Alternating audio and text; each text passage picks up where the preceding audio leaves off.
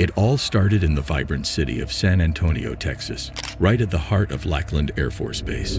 From there, my journey led me to Shepherd Air Force Base, where I underwent rigorous training at a demanding technical school. Upon completion, I received orders to report to McGuire Air Force Base in New Jersey. Countless sleepless nights were spent in the shadows, diligently relocating various parts of the aircraft. My existence revolved around the repetitive task of handling sensors, ignitors, and valves. During one particular restless night, at the early hour of 4 in the morning, I eagerly awaited the arrival of my colleague, Mark, who carried crucial components destined for the remote flight line. Anxiety filled the secluded cargo area as time ticked by with no sign of Mark. Finally, a stranger called from his phone, claiming to have found it abandoned. With no other choice, I braced myself for an uncertain encounter, determined to unravel the mystery that awaited. Following the stranger's directions, I arrived at Tara's Tavern in Cookstown. Mark's phone location matched the coordinates, raising suspicions about the stranger's connection. The closed tavern and empty surroundings added to the eerie atmosphere. After calling the stranger, he confirmed his presence before abruptly ending the call. In search of answers, I followed Mark's phone location to a secluded wooded area.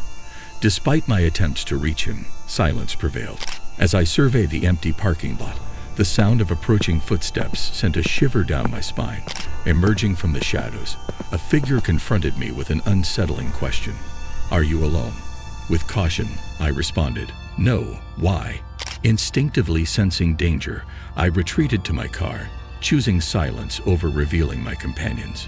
Fueled by adrenaline, I hastily drove away, leaving behind the enigmatic stranger and his unsettling presence. I quickly contacted my boss and informed him of the worrisome circumstances surrounding Mark's disappearance and the discovery of an unknown person lurking in the nearby woods with his phone. To my astonishment, my boss told me he was with Mark and told me to meet them at a tiny structure next to the flight line. I went over the events surrounding Mark's phone monitoring once more as we gathered. Mark continued to describe his terrifying experience. He had met a guy off the base who, pretending to be in the Air Force, had asked for a lift back to the base from a 24-hour convenience shop. Mark let the visitor enter after accepting his explanation. However, during their drive, the man asked Mark to pull over near the woods to relieve himself. Without much thought, Mark complied, parking in the same patch of woods near Tara's Tavern. In a brutal encounter, the stranger forcefully opened Mark's car door and attempted to drag him out. Mark fought back, striking the man and managing to break free. In the chaos, Mark's phone was dropped and left behind. He quickly drove away, returning to the base to report the terrifying incident to our supervisor. We contacted the authorities and searched Tara's Tavern for any signs of the assailant. Unfortunately, Mark's phone signal vanished, suggesting possible destruction. We filed a police report, acknowledging the presence of dangerous individuals in the world. The chilling reality of what could have transpired in those woods if the stranger had succeeded in luring either of us into his clutches left us with an unsettling sense of vulnerability and gratitude for our fortunate escape.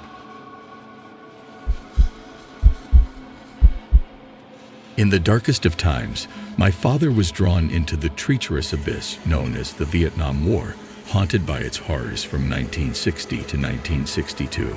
The burden of his harrowing tale was locked away, but it's time to share it with the world. My father chose to keep his tale concealed for valid reasons. The memories of the Vietnam War were undoubtedly distressing, and he believed it would be unfitting to recount them during our family gatherings. Among his diverse assignments, he took on the daunting role of a tunnel rat, venturing into underground tunnels to carry out hazardous missions involving the search and elimination of enemy targets. In the depths of the tunnel, my father and his comrades cautiously crawled, bracing themselves for traps or ambushes. Surprisingly, the tunnels were empty and silent, chilling their bones with anticipation of sudden death. As they ventured further, faint cries and pleas reached their ears, growing louder and clearer. It became evident that a woman was desperately calling for help. Worried about a potential hostage situation, they hastened their crawl. With each passing moment, the cries intensified, urging them to push forward. They reached a cramped room in the tunnel where they could barely stand. A lit lantern sat on a small table, and within the room, Two broken chairs stood as witnesses to past events, while the locked safe box guarded its mysterious contents. Metallic objects rattled ominously within it. The cries for help had ceased, but they continued their journey, gripped by an unsettling sense of uncertainty. Within the suffocating tunnels, a putrid stench of death enveloped my father and his companions, growing more overpowering with each step. They eventually reached a final room, where the memory remains too gruesome for my father to recount in explicit detail. Multiple bodies lay before them, bearing ghastly wounds inflicted by an unidentifiable creature. Their spirits were haunted by the horrific sight of the mutilated bodies. Overwhelmed by the horrifying scene, my father and the tunnel rats found themselves incapable of enduring it any longer. They quickly turned on their heels and fled from the area, leaving the terrible atrocities behind. However, as they made their way out of the tunnels, the desperate pleas for help echoed once again.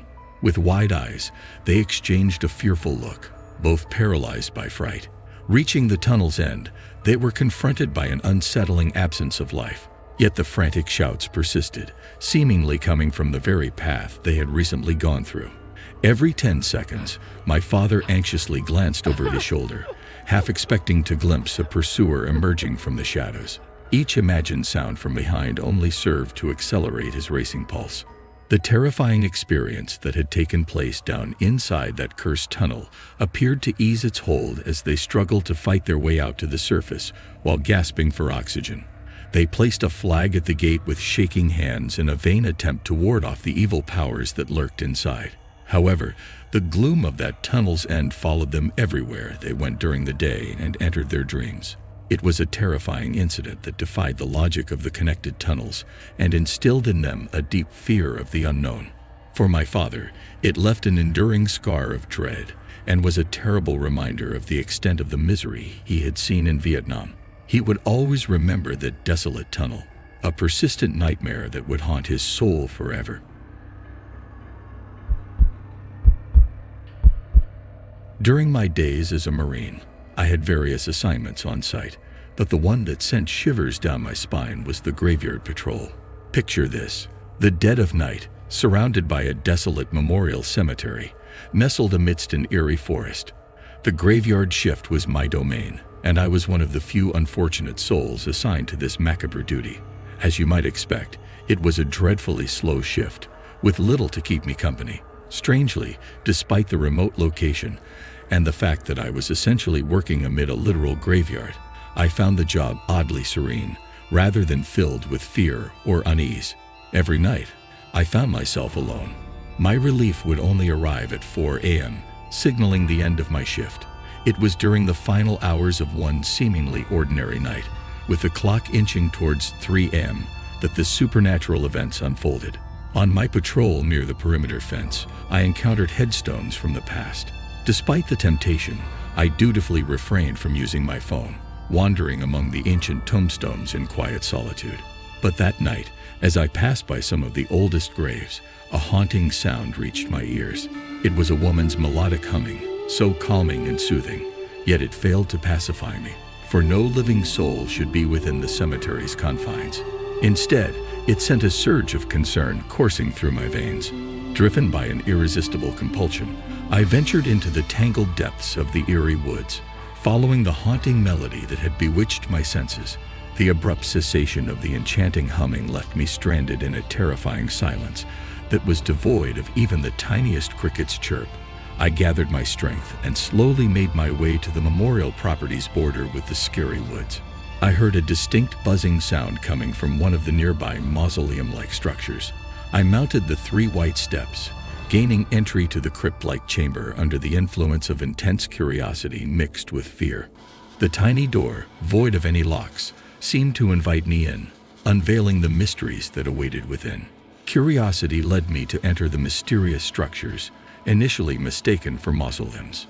In their dark depths, an eerie sensation crawled up my spine, foretelling impending terror. The buzzing sound beneath the floor intrigued me, and I couldn't resist peering through enigmatic holes, revealing hidden secrets below. With a plan in mind, I positioned my phone and flashlight, aligning them to illuminate one of the enigmatic openings. Lying down, I pressed my head against the chilling wood, closing one eye in anticipation. Unexpectedly, the sight that greeted me left me astonished. Peering through a small opening, I glimpsed a woman's head, and our eyes locked in a chilling moment. Terrified, I fled as her horrifying scream filled the air. Desperate, I confided in my coworker, but our search yielded nothing. I left with an eerie feeling and couldn't shake the belief that I had encountered something supernatural. Countless Marines and veterans had told me tales of otherworldly encounters during their service. I pondered the identity of the woman I had glimpsed. Should she truly exist beyond the confines of my imagination? The thought sent a bone-chilling shudder coursing through my being. Could she have been one of the women interred within the cemetery, forever haunting those hallowed grounds? For more videos like this, don't forget to subscribe. If you like the video, give it a thumbs up and turn on notification bell to never miss any update.